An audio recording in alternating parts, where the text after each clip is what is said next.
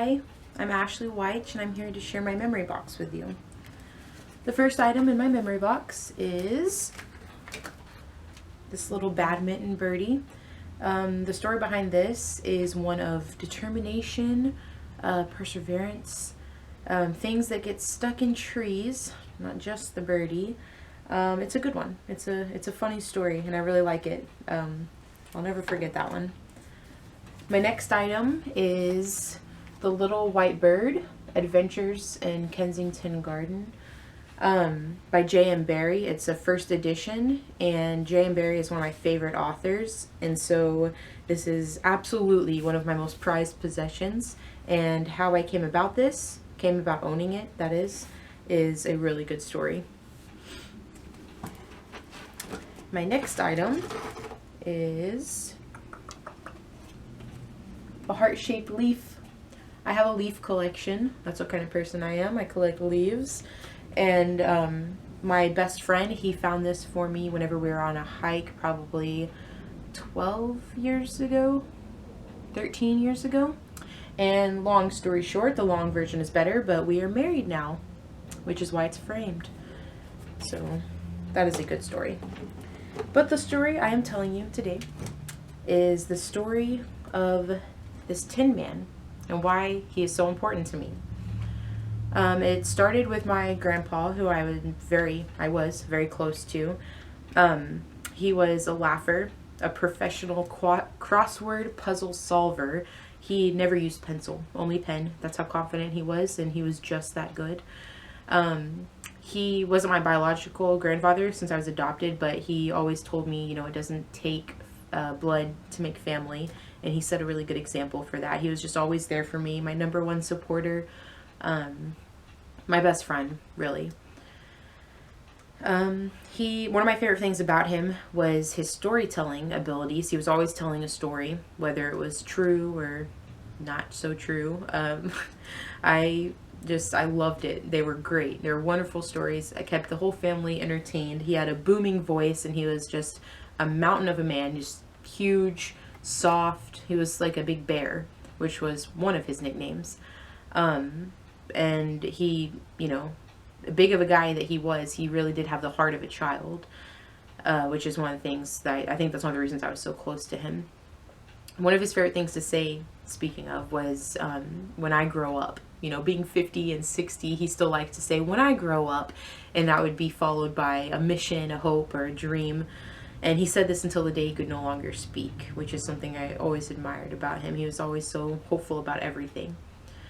It's really ironic that my grandpa, he was born with a weak heart, and he had all kinds of heart troubles throughout his entire life, before I was born and after.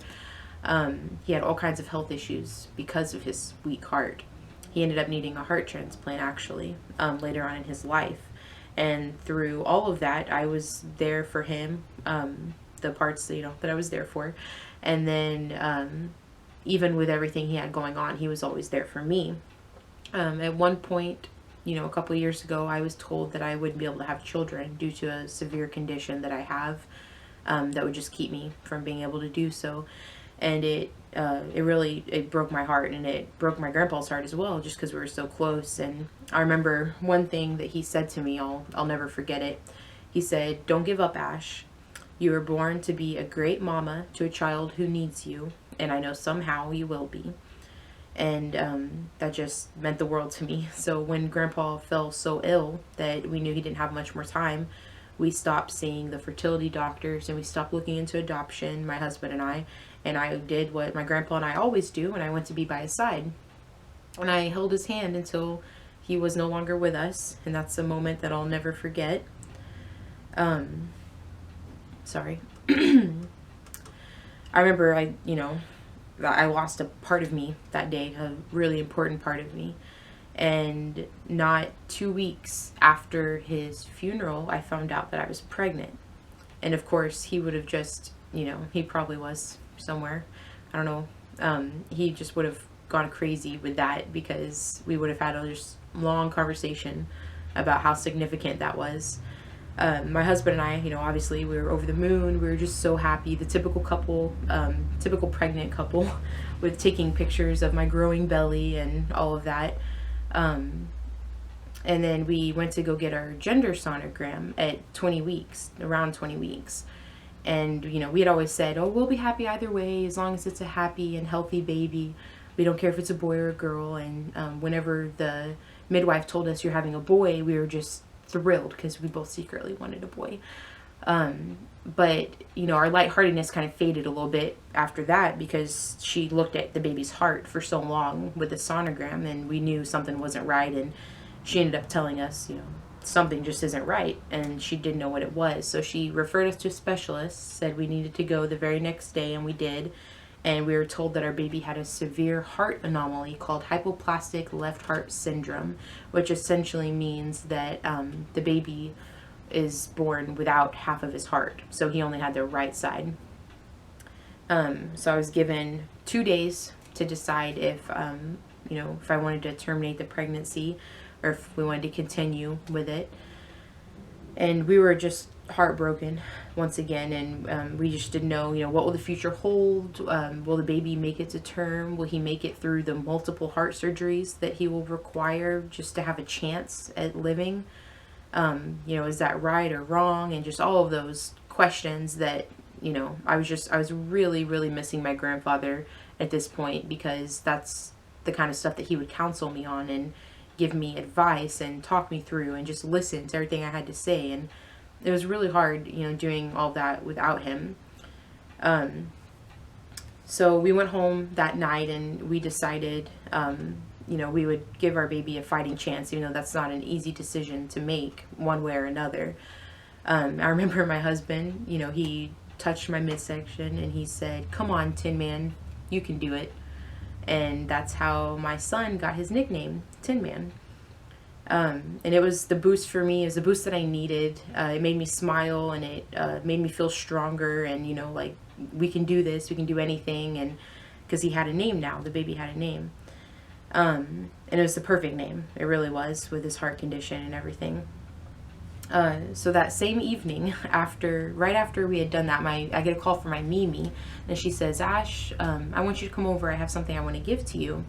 And when I got to Mimi's house, I walked through the door and I took a deep breath. And I hadn't been there for a little while after Grandpa had passed away. It was just too hard to smell all those smells and to see the round table that we used to sit and talk at, and to see the half-read books on his desk. It was all really, really hard. And, you know, Mimi, she walked out of the room to go get what she was going to give to me, and I was just looking around and soaking everything in, and I decided I would go ahead and tell her about the baby's heart condition and tell her about the nickname to kind of, you know, make her feel a little bit better after the news. And she walked back in the room with this. And she said, you know, "Grandpa would want you to have this since you love stories just as much as he did. And this is what I always called him. He was my Tin Man. Tin Man is what I always called him." And I was just shocked. I couldn't believe it. She said, for a man with so many cardiac issues, he really did have a really big heart.